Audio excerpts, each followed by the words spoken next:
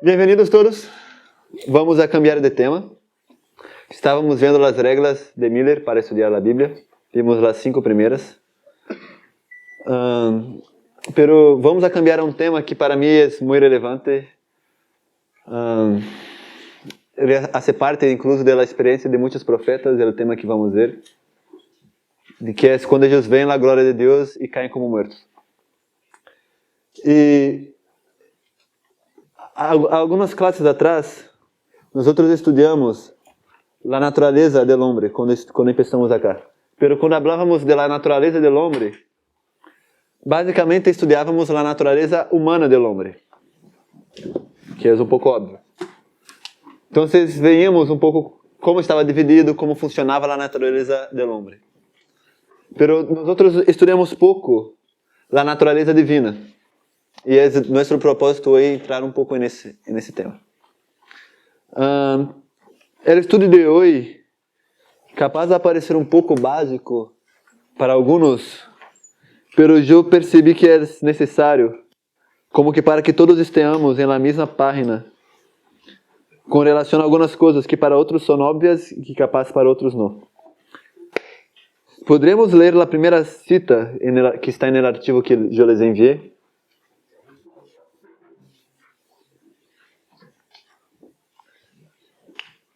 Porque eu quero que vejamos que há duas naturezas, claramente.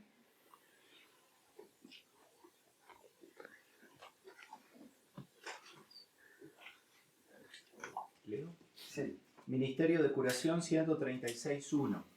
El Salvador llevó sobre sí los achaques de la humanidad y vivió una vida sin pecado, para que los hombres no teman que la flaqueza de la naturaleza humana les impida vencer. Cristo vino para hacernos participantes de la naturaleza divina, y su vida es una afirmación de que la humanidad, en combinación con la divinidad, no peca. Bien, esse primeiro párrafo é muito interessante. Primeiro, ele descreve pouco de um atributo da natureza humana. E que disse que a natureza humana é aí? Impide vencer. Flaqueza. Fraca, ou seja, débil. Natural. Então, temos a natureza humana, que é débil, pero deve estar combinada com o que disse aí? Então, tem que estar combinada com a natureza divina. E é interessante que disse que quando isso passa, que ocorre? No peca. Exatamente. Quando há essa combinação, não há pecado.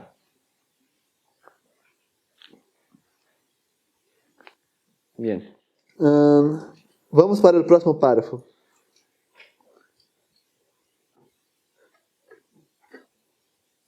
¿El Salvador? Sí. El Salvador venció para enseñar al hombre cómo puede él también vencer. Con la palabra de Dios, Cristo rechazó las tentaciones de Satanás. Confiando en las promesas de Dios, recibió poder para obedecer sus mandamientos y el tentador no obtuvo ventaja alguna. A cada tentación Cristo contestaba: escrito está. A nosotros también nos ha dado Dios su palabra para que resistamos al mal. Grandísimas y preciosas son las promesas recibidas para que seamos hechos participantes de la naturaleza divina, habiendo huido de la corrupción que está en el mundo por concupiscencia. Exatamente. Então, acá, qual é a primeira frase desse párrafo? ¿Quieres nuestro ejemplo? Exato. É para nos dar como, não? E como, então, te disse que Cristo vino para nos mostrar como. Essa é a introdução desse párrafo. ¿Cómo puede él también vencer? Exato. Como pode ele, o homem, vencer. E logo vai desarrollar acerca disso. Como é que nós podemos vencer de acordo com esse párrafo? Con un escrito está. Quando no escrito está. Isso é interessante. Porque vamos ver então que a palavra Nos ha dado su palabra para que resistamos. exatamente. Acá está citando um versículo. Tem a referência do versículo? Segunda de Pedro 1:4. Vamos à segunda de Pedro.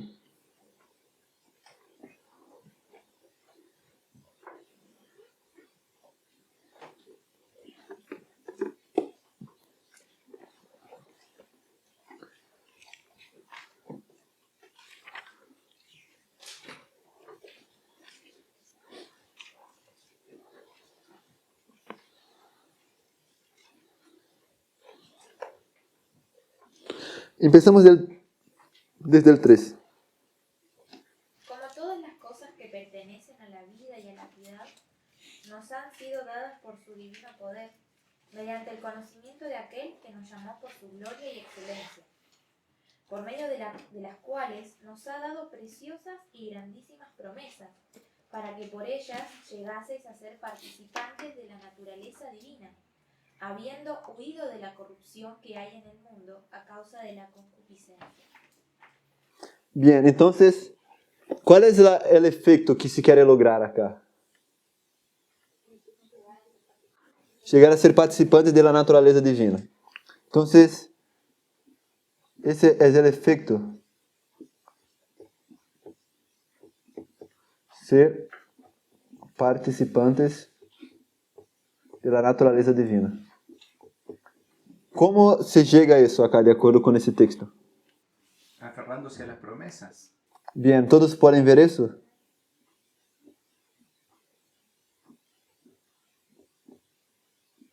Entonces nosotros somos hechos participantes de la naturaleza divina por medio de las promesas.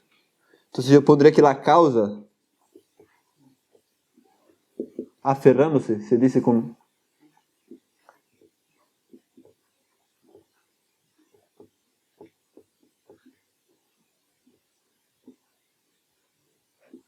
Bien.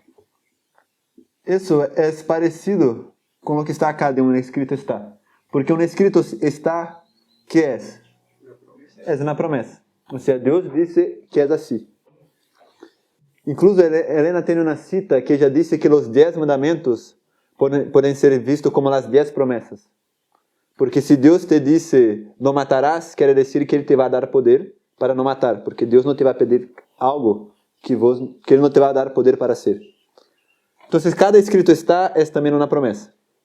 Entonces el cómo yo puedo vencer es de la misma manera que Cristo venció. Y Cristo venció a través de la palabra. Bien, a través de las promesas. Bien, vamos para la próxima citación.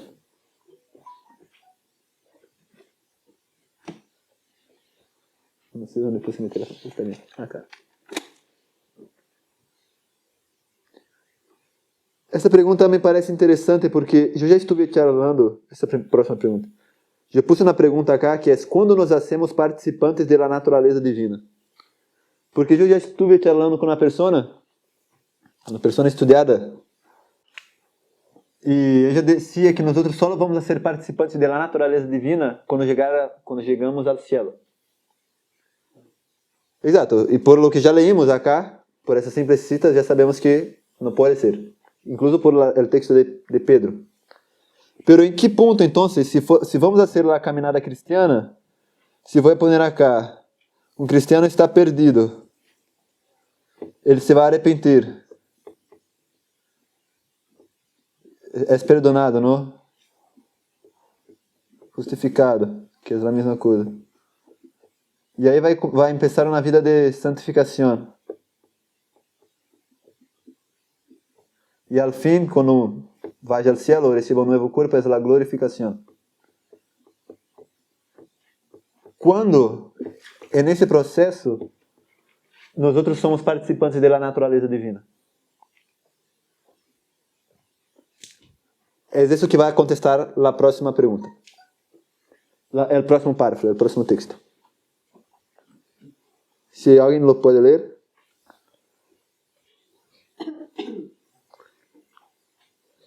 Dice, es obra de la conversión y de la santificación reconciliar a los hombres con Dios, poniéndolos de acuerdo con los principios de su ley. Al principio, el hombre fue creado a la imagen de Dios. Estaba en perfecta armonía con la naturaleza y la ley de Dios, los principios de justicia estaban grabados en su corazón. Pero el pecado le separó de su hacedor. Ya no reflejaba más la imagen divina. Su corazón estaba en guerra con los principios de la ley de Dios. La intención de la carne es enemistad contra Dios porque no se sujeta a la ley ni tampoco puede. Romanos 8:7. Mas de tal manera amó Dios al mundo que dio a su Hijo unigénito, para que el hombre fuese reconciliado con Dios. Por los méritos de Cristo puede restablecerse la armonía entre el hombre y su Creador. Su corazón debe ser renovado por la gracia divina. Debe recibir nueva vida de lo alto. Este cambio es el nuevo nacimiento, sin el cual, según expuso Jesús, nadie puede ver el reino de Dios. El primer paso hacia la reconciliación con Dios es la convicción del pecado. El pecado es transgresión de la ley. Por la ley es el conocimiento del pecado. Para reconocer su culpabilidad, el pecador debe medir su carácter por la gran norma de justicia que Dios dio al hombre. Es un espejo que le muestra la imagen de un carácter perfecto y justo y le permite discernir los defectos de su propio carácter. Bien, si fuéramos a hacer un esquema acá, yo puse, acá el hombre estaría en pecado. O en rebeldía voy a poner.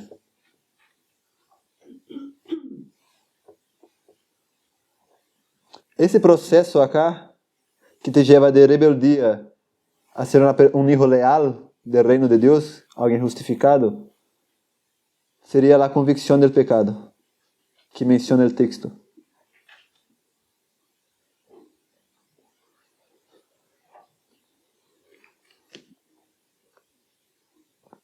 Y acá dice que es el primer paso hacia la reconciliación. Bien, ¿cómo va a seguir el texto? La ley está como rey, pero es ley. La ley. La ley revela al hombre sus pecados, pero no dispone ningún remedio.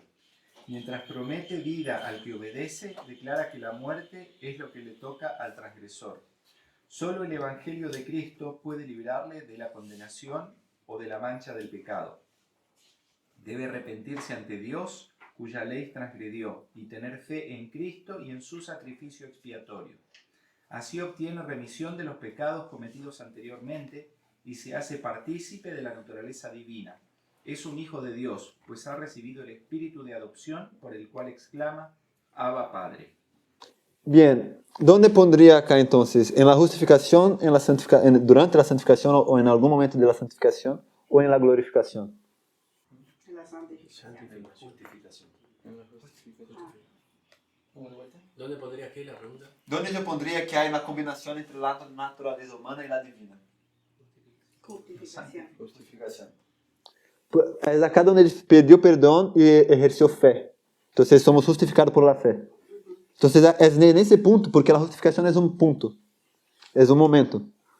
Claro, que tiene que permanecer, pero se ocurre en un momento determinado. Entonces acá nosotros somos una combinación del humano, esa H, con el divino. Es acá donde tenemos fe en las promesas. Por ejemplo, de que Dios nos va a perdonar y nos va a dar un nuevo corazón. Entonces, en ese momento de nuestra caminata cristiana, o sea, si nosotros ya fuimos justificados, nosotros ya somos participantes de la naturaleza divina. Y a veces nosotros ni siquiera somos conscientes de eso. Y eso no es algo tan raro, porque Cristo, cuando nació, tampoco era plenamente consciente de que era participante de la naturaleza divina. No sé si me siguen. O sea, un cristiano cuando es bautizado nació de nuevo. Cristo cuando nació en la tierra nació de nuevo. Pero Cristo solo tuvo plena conciencia de que Él era Dios cuando tenía 12 años. Que fue ahí cuando Él vio en el templo que Él era hijo del Padre Celestial. Entonces, por más que vos capaz ya seas nacido de nuevo y todavía no sabías que nuestra fuerza no está en un perfeccionamiento de nuestra humanidad, pero en la recepción de una nueva naturaleza que es divina, eso no es tan problemático porque Cristo vivió 12 años, o sea, sin toda conciencia de que era participante de la naturaleza divina. No sé si me siguen. ¿Bien? há uma outra cita que vai falar, está em outro livro, que vai falar outra vez de quando isso passa.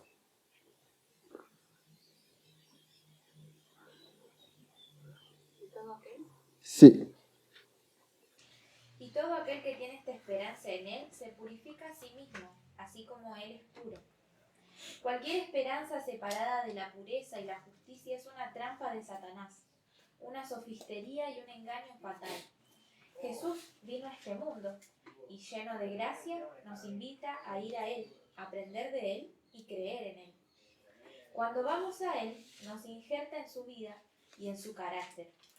Nuestro acercamiento a Él se produce por medio de la fe y el injerto es nuestra adopción.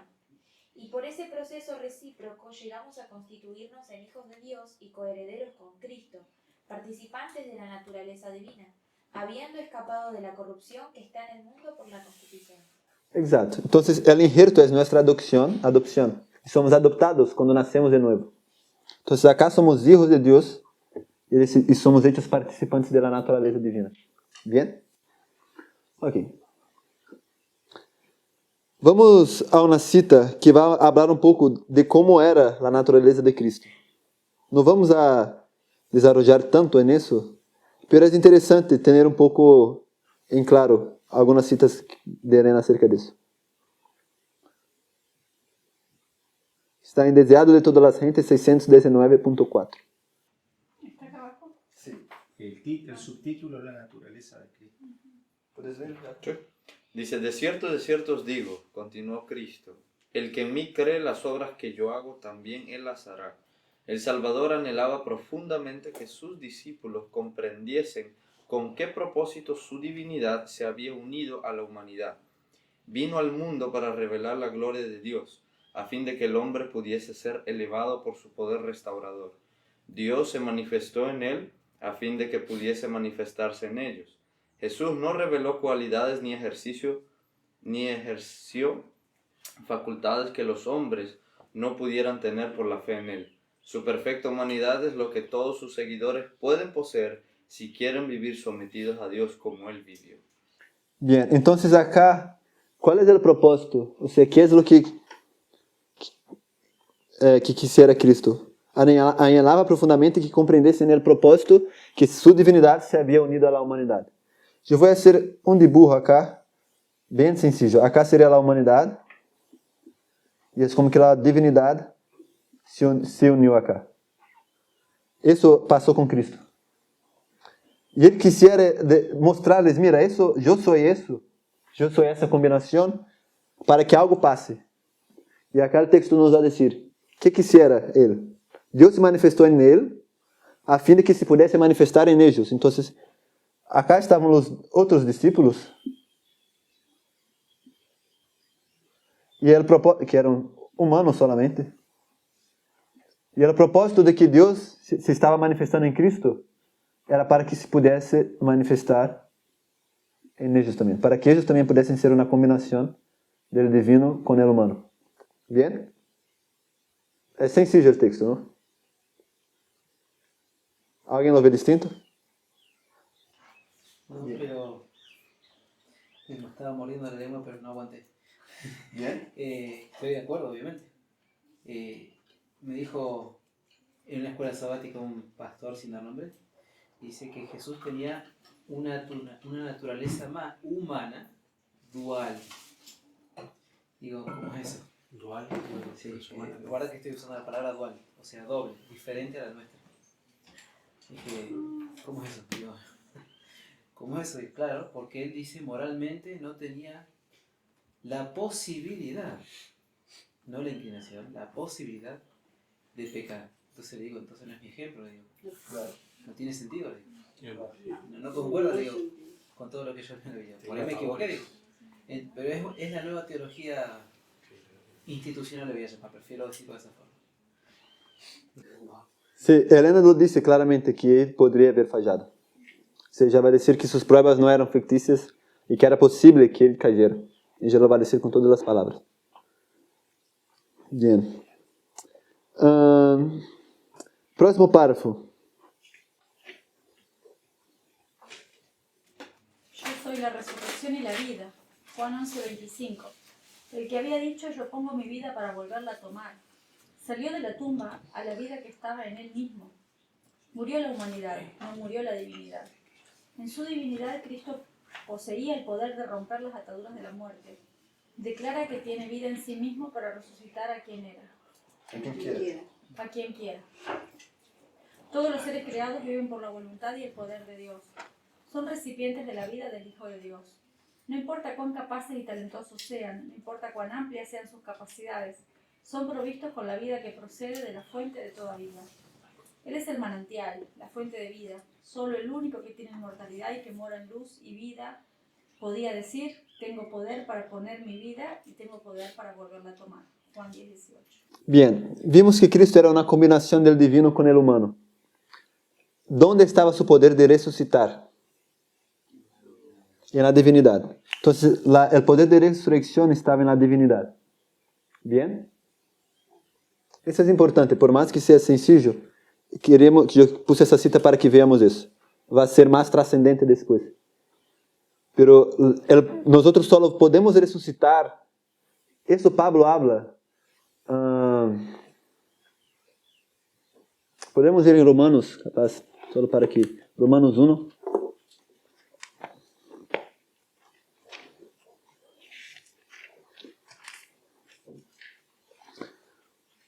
Romanos 1, versículo 3 y 4.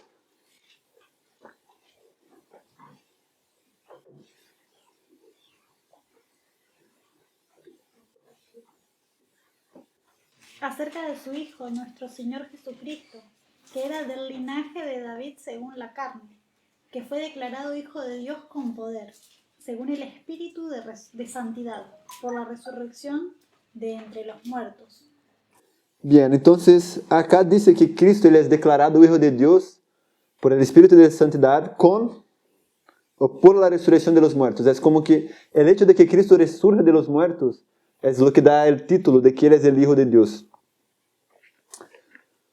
Nosotros ya trabajamos un poco acerca de eso cuando estudiamos la naturaleza del hombre en el inicio del año y vimos que todas las criaturas estaban desnudas. O sea, de que los ángeles y el hombre, ninguno poseía una gloria propia, una justicia propia. Antes del pecado y después del pecado. Y que el único que poseía justicia propia era Cristo. Y esa justicia está relacionada con quién Él es. Con quién Él es.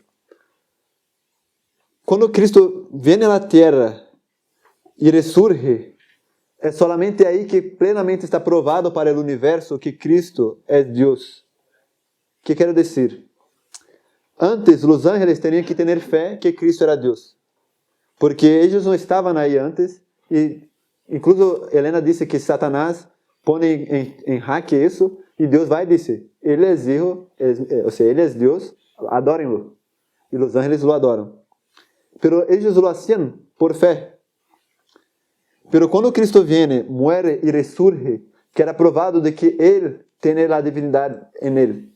Porque si no, Él no pudiera haber resucitado. Exactamente. Entonces, es la resurrección que es la evidencia de la divinidad de Cristo. Entonces, por eso acá dice de que Él es declarado Hijo de Dios por la resurrección. Pero desde el inicio de su vida, Él ya era Hijo de Dios. Ya lo llamaban de Hijo de Dios.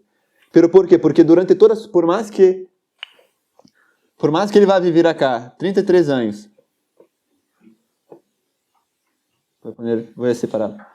Viveu 12 anos hasta descobrir, 18 más com sua família, depois 3 anos e é crucificado e ressurge. Ressuscita, graças. Acá é a ressurreição. Pero durante todo esse período, ele viveu uma vida justa por sua divinidade. Isso acá simplesmente foi a manifestação final de que ele era, de hecho, participante da divinidade. Ou seja, ele era intrínseco dele, não? Pero o hecho de que ele haya vivido a vida que viveu era uma demonstração de como é a combinação do humano e divino. Porque é alguém que não peca. Então, acá ele está manifestando sua santidade e acá é como que queda evidente de que ele era. Então, nós outros hoje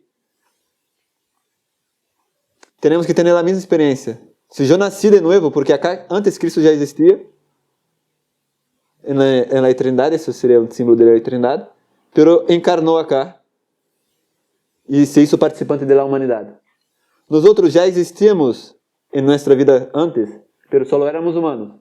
Y tenemos que ahora ser participantes de la divinidad. Pero si eso es verdad, nuestra experiencia tiene que ser parecida con la de él. Y si vivir, porque por más que acá, si yo quiero resucitar acá, yo tengo que tener ese poder vivo en mí durante toda mi vida. No sé si me siguen. El poder de resucitar estaba activo durante toda la vida de Cristo y se manifestó durante toda su vida, en todas las etapas. Acá como niño, acá cuando estuvo con su padre y acá cuando estuvo haciendo milagros. Era el mismo poder.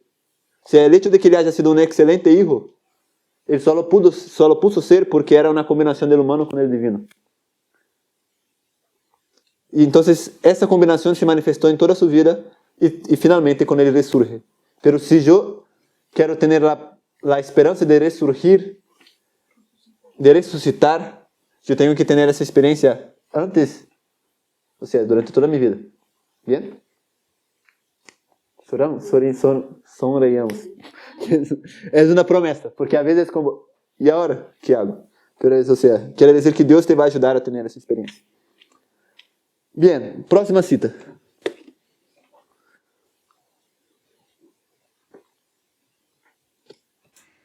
¿Todos los seres creados? Sí. Todos los seres ese ya leímos. Ah, bueno. Sí, llegamos. Si llegamos a ser participantes de la naturaleza divina, podemos ser puros, santos e inmaculados. La deidad no se hizo humana, ni lo humano se hizo divino por la unión de estas dos naturalezas. Cristo no poseía la misma deslealtad pecaminosa, corrupta y caída que nosotros poseemos, pues entonces Él no podría haber sido una ofrenda perfecta. Bien. Lo que yo quisiera resaltar de esa cita es que es distinta, las dos naturalezas son distintas, eso es obvio, pero que ellas no se mezclan. No es que cuando nosotros somos participantes de la naturaleza divina, yo me torno Dios, no sé, porque se mezcló algo en mí y ahora hace parte de mi cuerpo, ¿entiende? Incluso, nosotros somos participantes por medio de la palabra. Entonces, la manera donde yo me torno participante está íntimamente conectada de cuánto de la palabra está en mí, de cuánto yo estoy en la palabra. Pero es importante entender que son cosas que están separadas, ¿bien? Que la naturaleza humana no se torna divina por la combinación, es lo que está escrito acá. Bien. O sea, solo porque estén unidas no es que una se convierte en la otra. Exactamente. Solo están unidas, pero siguen siendo distintas y separadas. Exacto, es como, ¿qué ejemplo puedo dar? Casamiento. O sea, están unidos, pero cada uno tiene su individualidad. Bien.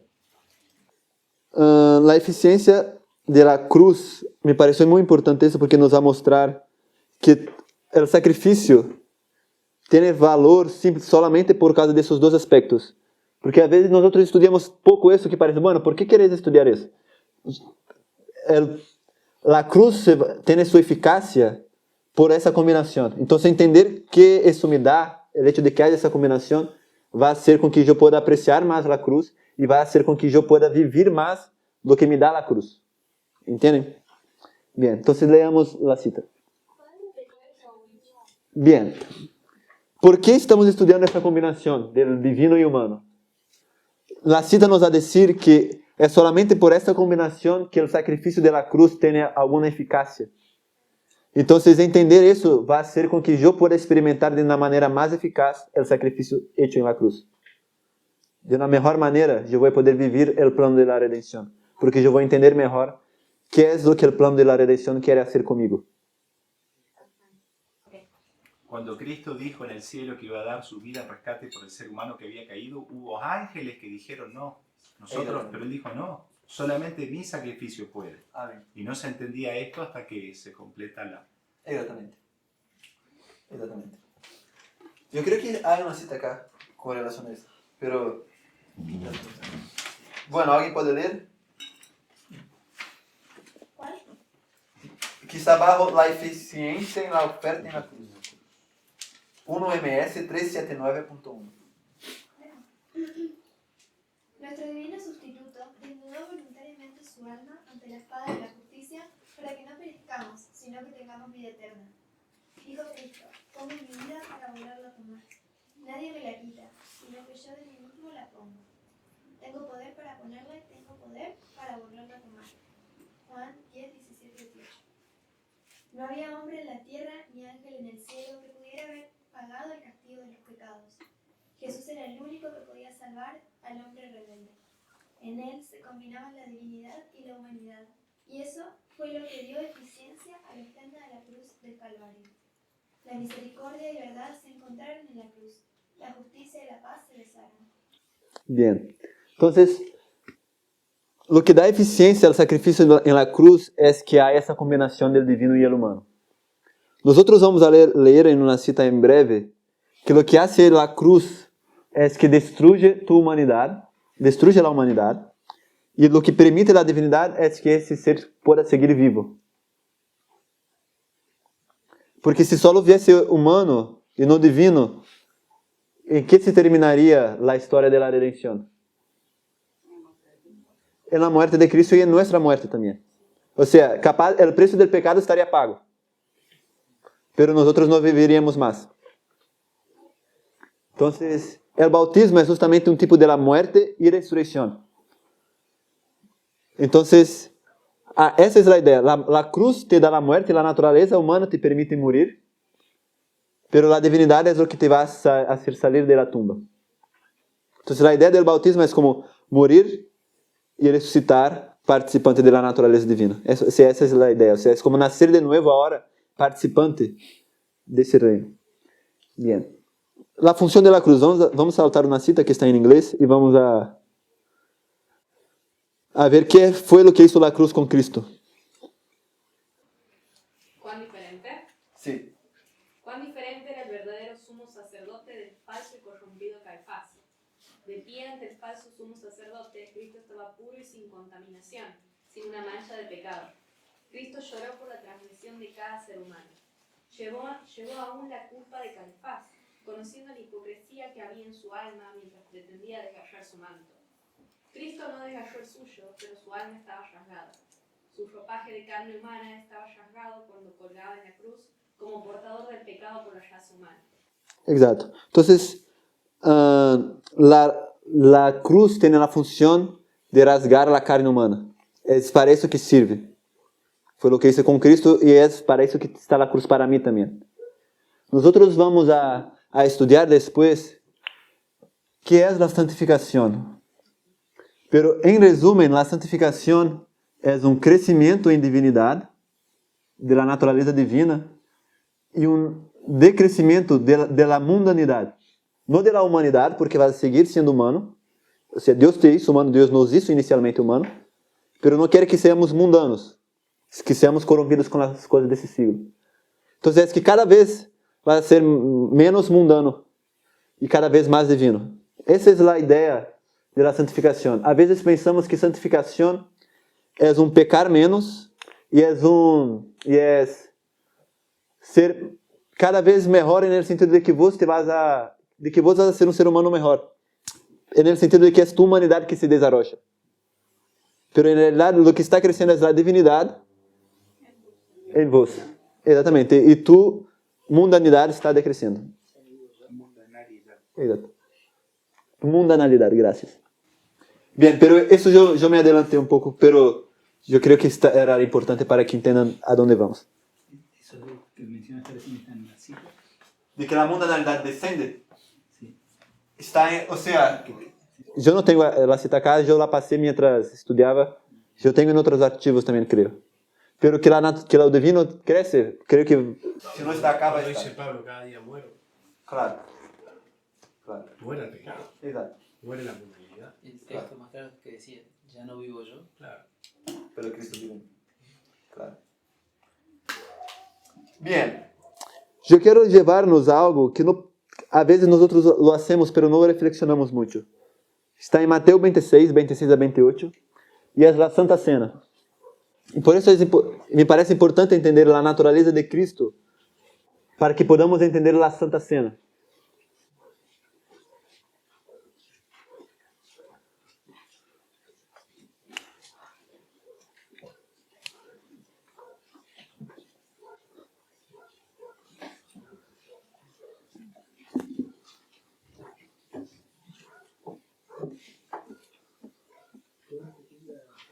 Mateus 26, 26 a 28.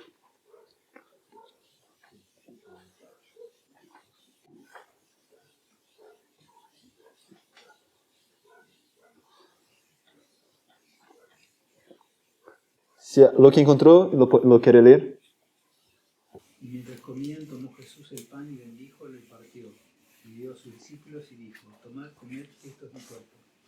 Y tomando la copa y habiendo dado gracias, le dio, diciendo: bebed de ella todos, porque esto es mi sangre del nuevo pacto, que por muchos es derramada para remisión de los pecados. Y os digo que desde ahora no beberé más de este fruto de la vid, hasta aquel día en que lo beba de nuevo con vosotros en el reino de mi Padre. Bien. Acá Cristo les está dando su cuerpo y su sangre. Su sangre, si vamos a Juan 6. O sea, acá dice que nos va a dar la vida. Esa vida es para que nosotros tengamos vida eterna, ¿bien? Es para eso que nos está dando la vida. Entonces, ¿qué vida tiene que ser? La divina. Tiene que ser una vida divina. No puede ser una vida humana que me está dando. ¿Me siguen acá? Juan 6, 53 a 58. Vamos a leer. Pero todavía en la Santa Cena, cuando Cristo nos da la copa y nos dice que eso es su sangre. Vamos a leer, antes de eso entonces, vamos a Levítico 17, 10 y 11.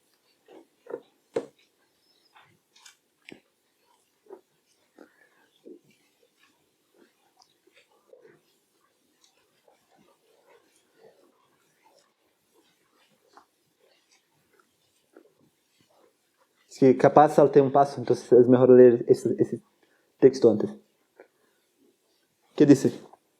Si cualquier varón de la casa de Israel o de los extranjeros que moran entre ellos comiere alguna sangre, yo pondré mi rostro contra la persona que comiere sangre, y la cortaré de entre su pueblo, porque la vida de la carne en la sangre está, y yo os la he dado para hacer expiación sobre el altar por vuestras almas, y la misma sangre hará expiación de la persona. Bien, entonces la vida estaba en la sangre, por eso no podían comerla. Levítico 17, 10 y 11. Entonces, primero es interesante que era prohibido comer sangre por eso, porque ahí estaba la vida. Entonces, cuando Cristo nos da su sangre, lo que nos está dando es su vida. Y ese es el nuevo pacto, que nos va a dar su vida. Pero su vida, para que yo pueda vivir, tiene que ser una vida divina. ¿Entienden? Entonces, lo que yo estoy recibiendo acá es su divinidad. Si fuéramos a Hechos 15, 20, nos va a decir lo mismo acerca de la sangre.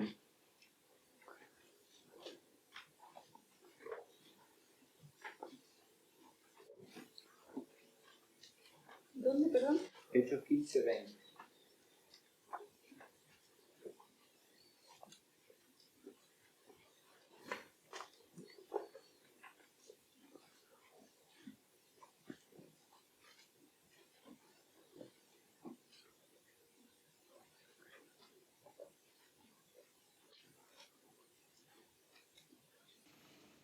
Mire, ¿puedes ver? Sí. Sino que se les escriba que se aparten de las contaminaciones de los ídolos, de fornicación, de ahogado y de sangre. ¿Y el 21 va a decir por qué o no? Porque Moisés, desde tiempos antiguos, tiene en cada ciudad quien lo predique en las sinagogas. Entonces ellos no tenían que comer sangre, incluso en el nuevo pacto, porque ahí estaba la vida. Bien, y ahora sí a Juan 6.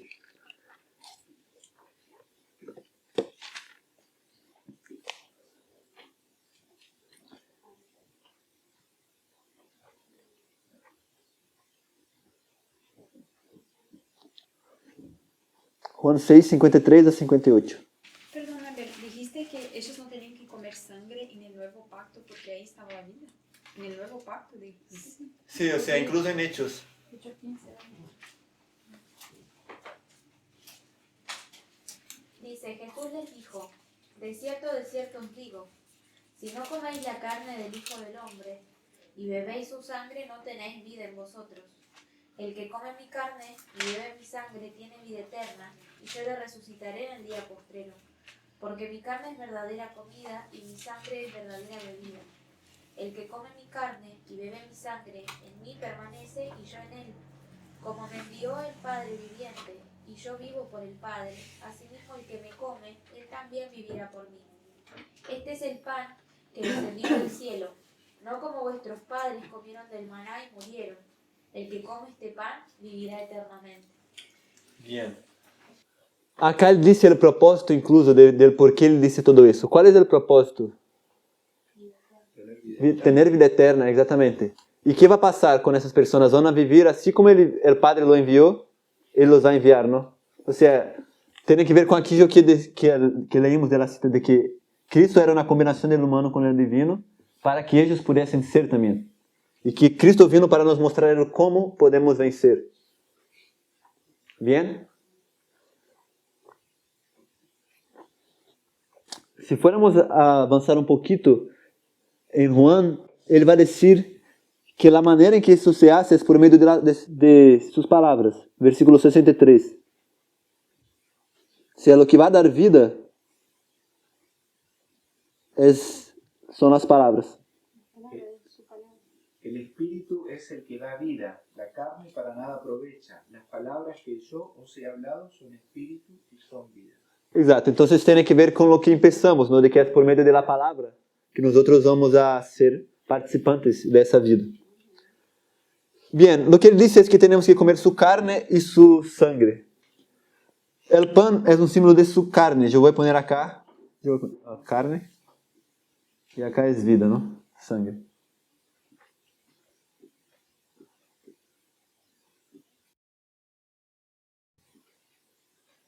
Acá temos a natureza humana. E isso é interessante e é importante entender bem a natureza que tinha Cristo, porque, como dijo Marcos, que passa se eu creio que era impossível para que Cristo peque? Não é meu exemplo? Ou que pode passar, incluso, se eu creio que eu vou receber isso, porque é isso que Cristo me está dando isso. Se ele disse, coma isso para que vos possas ter isso em vos. O sea, en el santuario, cuando se ponía la mano sobre el cordero, se confesaba el pecado y el sacerdote lo comía, él estaba asimilando las características del cordero al comer la carne del cordero. Entonces, en la Biblia, el hecho de comer algo tiene que ver con asimilar eso y que eso haga parte de vos.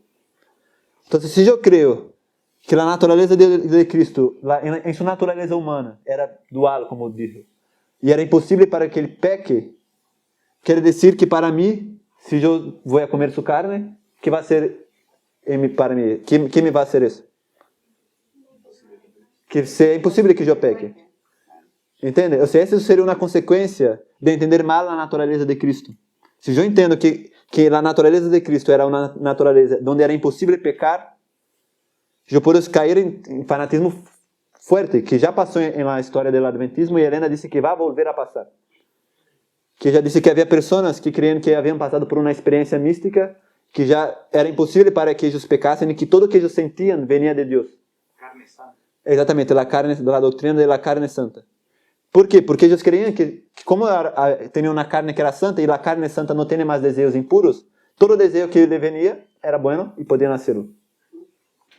También puede entenderse, así lo percibo yo, por ahí me equivoco, al revés, que al comer la carne y como pequé, entonces no es completa. Claro. O no es suficiente. Exatamente. Hacia un extremo al otro. Exatamente. Exatamente. Exato. Ou incluso, como funciona... Exato.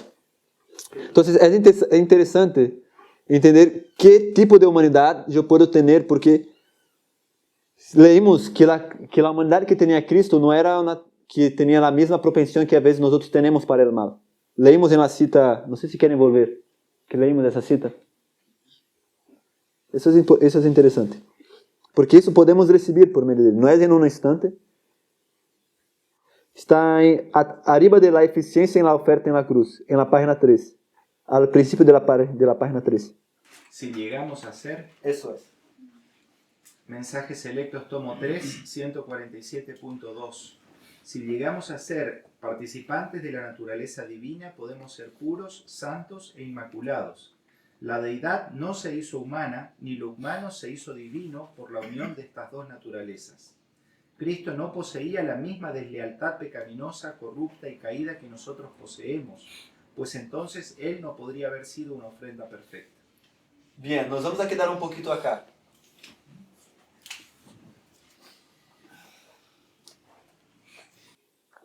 Pasó algo en nuestra iglesia que es muy parecido con lo que pasó con la iglesia judía.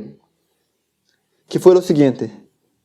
El pueblo de Dios había que haber cumplido el pacto en un periodo, no lo cumplió.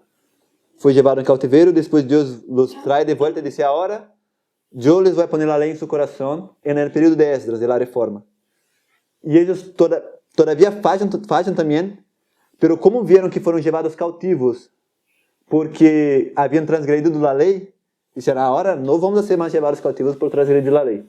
Vamos a guardar bien la ley de todas las maneras. Transgredimos el sábado, ahora no vamos más transgredir el sábado. Y ahí surgió ¿qué secta? Los fariseos.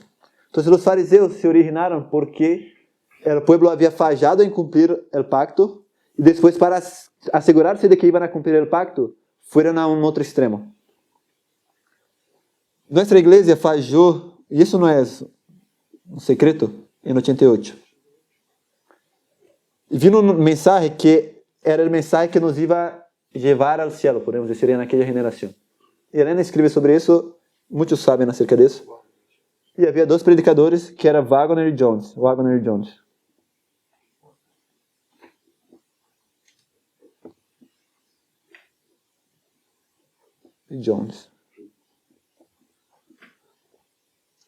Y lo que ellos escriben es excelente, es muy bueno. Pero la concepción que nosotros tenemos de la naturaleza de Cristo, muchas veces tomamos de ellos y no respetamos lo que dice Elena acerca de eso también. ¿Qué quiere decir? Wagner te va a decir, por textos que leemos de Romanos, que Cristo nació con propensiones igual que David, por ejemplo. Que Cristo tenía una inclinación para el pecado desleal. No sé si... Eso dice Wagner, por ejemplo. Y eso está mal. Si comparamos con las citas de Elena, ella va a decir que Cristo no vino con esa propensión desleal. Pero los que están embebidos en repetir eso, porque lo que pasó es que, como fazemos acá, mucha gente ahora quiere venir acá y como que asegurarse de que vamos a hacer bien para que Cristo venga. Es igual que pasó con los fariseos. Eso es como, parece un error. Pero si vamos a las citas de Elena es claro. Pero, y si vemos lo que pasa, es que cuando consideramos que era de verdad la naturaleza de Cristo, nosotros es como que, ao invés de bajar Cristo para que yo pueda luchar igual, para que Ele lute como eu estou lutando, vamos a poner assim, não sei se é a melhor maneira, lo que o Evangelho me está oferecendo é elevar-me, não sei se me siguen. Porque o secreto não está na humanidade para vencer, isso já vimos, está na divinidade. Pero aunque o secreto não está na humanidade, nos é dado o privilégio de ter uma humanidade semelhante à de Cristo. Porque podemos vencer essas propensões que nós temos. Parte da santificação é que essas tendências que nós acumulamos ao largo do tempo se vão yendo. Ou seja, vamos a dizer, uma pessoa tem o vício de jogar muito na computadora. Com o passo do tempo, ao vencer cada vez mais esse pecado, não vai mais ser uma tentação como era antes. Então, nesse aspecto, ele já vai estar parecido a Cristo com relação a isso. Pode ser tentado todavia com relação a isso, igual pode ser tentado com tudo, pero não é tão débil como antes. Bien. Quando vemos, ou seja, a natureza humana, temos Adão antes da caída. Eu não compreendi isso que estava dizendo de elevar algo e bajar a divinidade. eu creio que vai quedar mais claro agora. Adão, antes da caída, estava vestido de justiça. Agárrame um rojo, por favor. Bien. Entonces, estaba vestido con ropas divinas.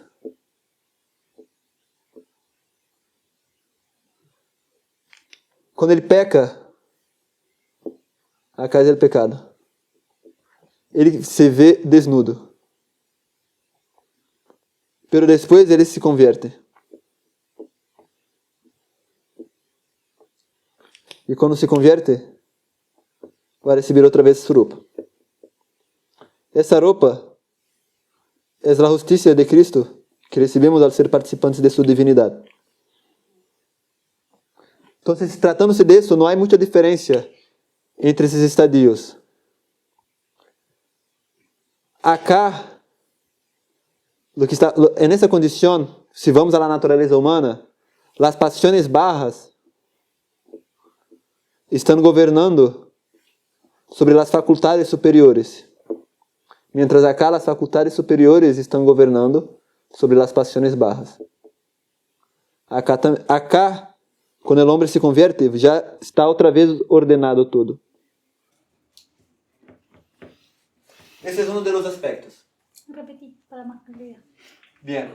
Estou fazendo um resumo muito rápido de um estudo da natureza humana. Nosso corpo pode ser dividido de distintas maneiras, pero nós temos faculdades superiores e paixões bajas. As faculdades superiores são a capacidade de juízo, tu vontade, fé, inteligência, consciência. E tus paixões bajas são tus desejos, hambre, sede, paixões. E não querem dizer que são malas em si, porque o homem já vino com elas. O homem já vino com paixões bajas, já vino com apetite sexual, hambre, sede, medo. Todo isso já estava no homem. Pero o que passou é que quando peca, esses desejos tomam a supremacia. E o homem é guiado por eles.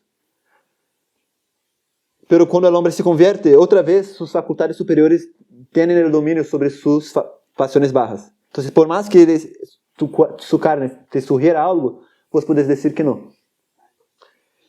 A questão é,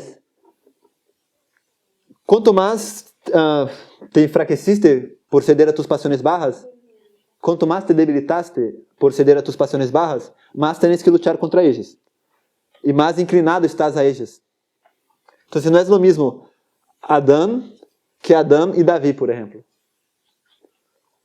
E aí, esse é um dos aspectos de que nós temos uma propensão para o mal.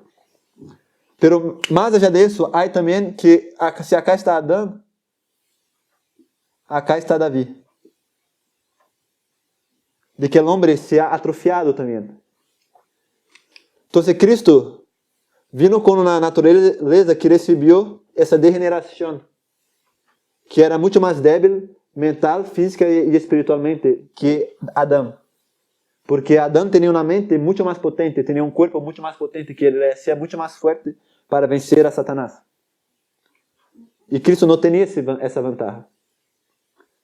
Pero Cristo tampouco tinha um coração corrupto, não convertido como o nosso. E tampouco acumulou transgressões em sua vida a ponto de ter uma inclinação para o mal, como nós outros. Que fuera adquirida. Que fuera adquirida. Exato. Então, ele não tinha essas propensões. Bien?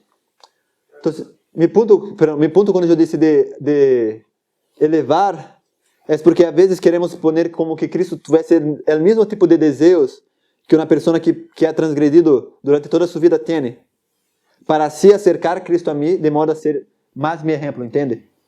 Pero o ponto é que o que o Evangelho te propõe não é elevar-te a la condição de para lutar no mesmo patamar que Cristo estava lutando. Plan. O sea, é como se fuera, vamos a imaginar uma luta de boxe. Então, não sei como é como que medir os lutadores, não? Peso, talla. Então, Cristo era peso pesado, não sei se disse isso. Então, queremos dizer, não, na verdade ele era peso liviano, porque vos sos peso liviano. Pero não é isso que te hace o Evangelho. O Evangelho é manter uma luta de peso pesado, pero te vai fortalecer para luchar nesse nível, entende? E vencer nesse nível, assim como ele venceu. ¿Querías decir algo? No, solo una aclaración para mí, no sé si le sirve a otro, que capaz cuando dice que él era hijo de Enosh o Enash, que es Daniel, o sea, el hijo del hombre caído, se refiere a lo que dijiste ahí arriba, ¿no? Que vino con la naturaleza del hombre física, mental, o sea, como sería como el David chiquito. Claro. No con esa inclinación exagerada a pecar que tenemos quizás algunos de nosotros, o sea, todos nosotros, por el hecho de haber estado pecando por mucho tiempo. Claro, o sea, a veces decimos todos nosotros, pero ¿hace cuánto que estás en tu santificación, entiende? Entonces, eso quiere decir, el propósito es que vos llegue a eso, entiende? A tener un pan sin fermento, que tu cuerpo sea un pan sin fermento. Porque la idea, perdón, só um segundo, la idea de que sea una carne sin fermento es justamente esa, o sea, que no tiene contaminación del pecado. O sea, por más que sea degenerada, no está contaminada por el pecado y no estuvo jamás. Y ese es el objetivo de que eso se realice en vos también, que tu cuerpo sea un cuerpo sin fermento. Sí. ¿Alguien quería decir algo por acá? Sí, cuando estuviste hablando de las facultades superiores y pasiones inferiores, por ejemplo, hay características de Dios que por ahí no pensamos, pero se habla de la ira de Dios, claro, o que Dios es un Dios celoso. claro, y uno la celos o la ira lo relaciona con pasiones inferiores. Pero en el caso de Dios están siempre sujetas a las facultades superiores. Amén. O sea, su celo, su ira es distinto a la nuestra porque Amén. están siempre sujetas. Amén. Era una cosita más, que incluso entre nosotros, cada uno tiene más grados de tentaciones con unas cosas o con otras, entonces si entre nosotros es así, mucho más con Jesús, que él no tuvo una caída con nada, entonces no tiene una inclinación hacia nada. Claro. O sea, estaba la posibilidad de pecar. Y fue tentado también. Claro. Elana dice que fue más tentado que nosotros. En todo. Y que su tentación fue mucho más fuerte, más difícil Yo, que por la ejemplo, como dijiste por ejemplo, yo soy adicto a los videojuegos, no por eso voy a decir, Jesús también era adicto a los videojuegos, porque no. Claro. Justamente te empezaste a tocar el tema 1888, que desde el año pasado mucho tiempo le dediqué al estudio de eso, de esa temática. Y una de las cosas que menciona Dios a través de Elena White es que Jesús recibió, dice, ¿cómo es el término? Tratando de ser textual, respetó todas las leyes de la herencia. Pero quiero mencionar que no siempre lo que se traduce en castellano como propensión pecaminosa significa exactamente en el contexto lo mismo. Claro. A veces está refiriéndose a lo que nosotros ya tenemos por ya haber pecado, que ya le abrimos la puerta al pecado, Claro. y otra con la tendencia que nacemos, Claro. que no es exactamente lo mismo, ¿no? Entonces, por si acaso, pues si no, de vuelta puede quedar la visión de que Jesús alguna ventajita tenía. Claro. ¿Sí? Claro que él, con respecto a la herencia, no tuvo ninguna ventaja. Él heredó, después de 4000 años de pecados, un cuerpo semejante al nuestro. Claro. Esa es la naturaleza humana que él heredó.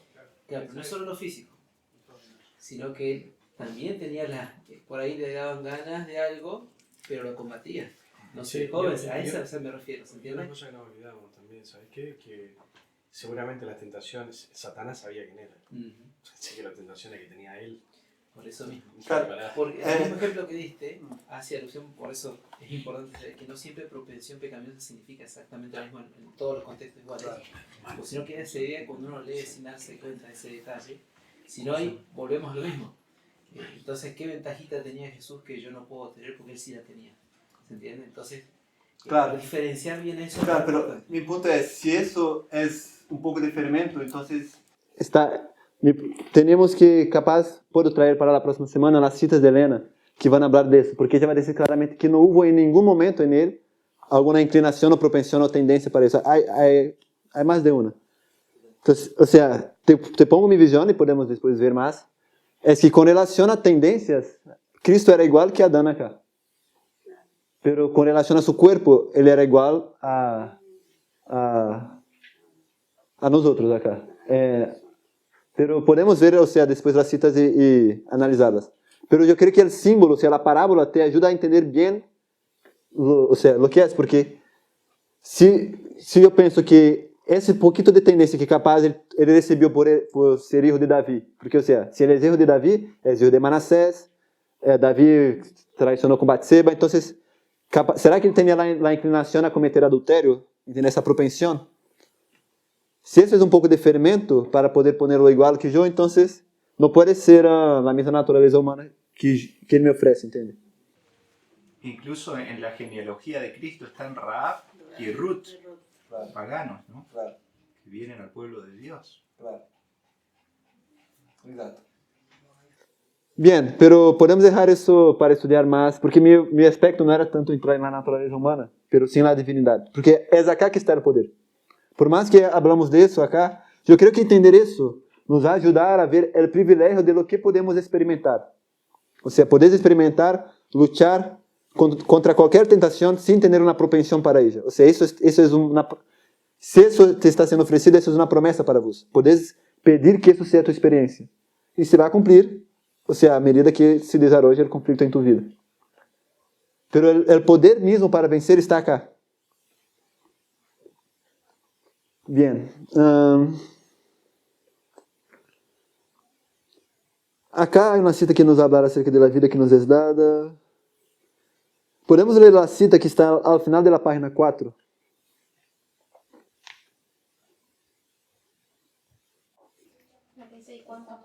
Sí.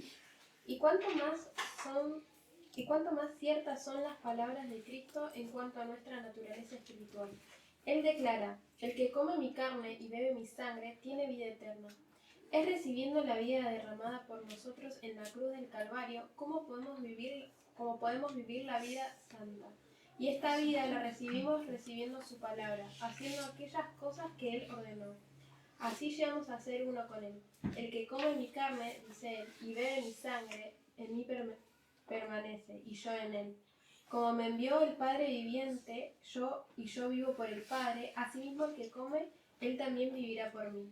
Este pasaje se aplica en un sentido especial a la Santa Comunión. Mientras la fe contempla el gran sacrificio de nuestro Señor, el alma asimila la vida espiritual de Cristo, y esa alma recibirá fuerza espiritual de cada comunión. El rito forma un eslabón viviente por el cual el creyente está ligado con Cristo y así con el Padre. En un sentido especial, forma un vínculo entre Dios y los seres humanos que dependen de Él. Bien, acá nos dice la cita que essa vida é a natureza divina, pero já sabemos que é a natureza divina lo que nos permite vivir a vida santa. Já leímos em outras citas. Então, acá dice, é recebendo a vida derramada por nosotros en la cruz del Calvario, como podemos vivir a vida santa. O sea, por lo que já hemos construído, essa vida tem que ser recibir su naturaleza divina. Y aparte porque la forma en la que lo dice te habla de eso, porque dice derramada. Exatamente. Y siempre se contará la sangre que fue derramada. Claro. Exato. E nos conecta Juan 6 com a Santa Cena, ¿no? Também. É o que nos está haciendo esse texto. Bien. Juan 1:36. Todos conocemos. Foi leído hoje para o bautismo, incluso, creo. ¿Foi? ¿No? Ah, está bien. 1:36.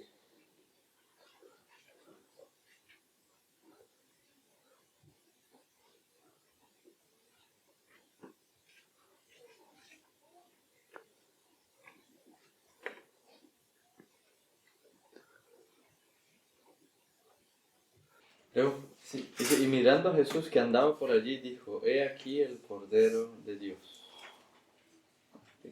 Bien, entonces, Cristo es el Cordero de Dios. Y es, en la Santa Cena, lo que estaba cambiando era del rito de comer el Cordero para comer ahora eso. Pero eso era, nosotros no comemos más el Cordero porque comemos la Santa Cena. Pero es lo mismo. Bien. Yo quiero entonces estudiar, Cristo es el Cordero de Dios. ¿Cómo es ese Cordero? Porque cuando nosotros comemos el Cordero, nosotros asimilamos sus atributos. ¿Bien? Vamos a Apocalipsis 5. 6-9.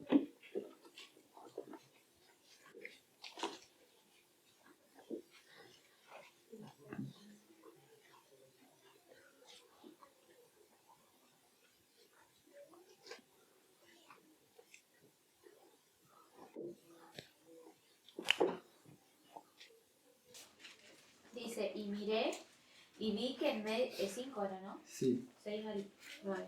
Y miré y vi que en medio del trono y de los 4 seres vivientes y en medio de los ancianos estaba en pie un cordero como inmolado, que tenía 7 cuernos y 7 ojos, los cuales son los 7 espíritus de Dios enviados por toda la tierra. Y vino y tomó el libro de la mano derecha del que estaba sentado en el trono. Y cuando hubo tomado el libro, los 4 seres vivientes y los 24 ancianos se postraron delante del cordero. Todos tenían arpas y copas de oro llenas de incienso, que son las oraciones de los santos. Y cantaban un nuevo cántico diciendo: digno eres de tomar el libro y de abrir sus sellos, porque tú fuiste inmolado y con tu sangre nos has redimido para Dios de todo linaje y lengua y pueblo y nación. Bien, entonces tiene 7 ojos, 7 cuernos. ¿Alguien sabe qué quiere decir eso? ¿Qué quiere decir ojo en la Biblia?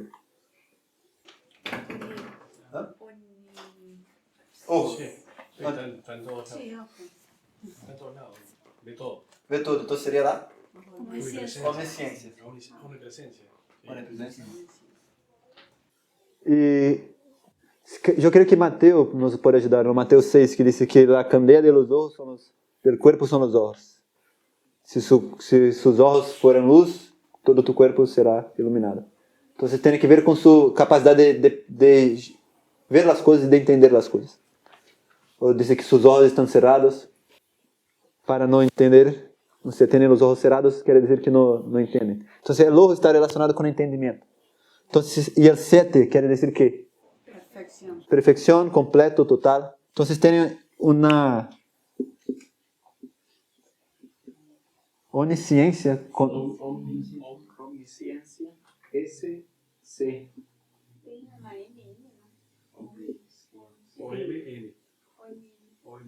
Omnisciência. E cuerno, o que quer dizer cuerno em la Bíblia? Poder. Incluso a palavra em grego, em hebreu, é a mesma. Para poder e cuerno é a mesma. Então, cuerno é o mesmo que poder. Então, o que quer dizer que tem 7? Todo el poder. Claro, completo.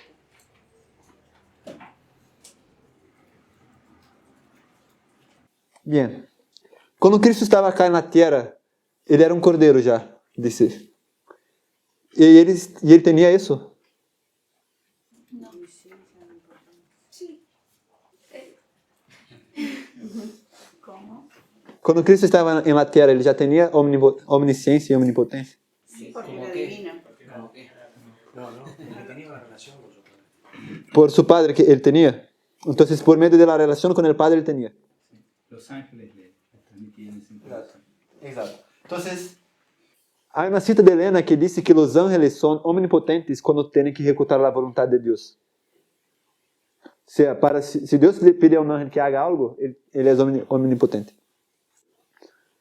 Então, Cristo, aqui na terra, ele tinha isso, pero sempre que tinha que fazer que? Dependencia. Exato, e sempre que tinha que executar que? A vontade do Padre. Então, para ser a vontade de Deus, ele era omnisciente e omnipotente. Deus lhe informava: tenéis que ir a tal lugar, aí uma mulher esperando cerca de um poço, le hace hablar com ela. Então, para ser a vontade de Deus, ele tinha todo acesso à divindade. E se vamos a...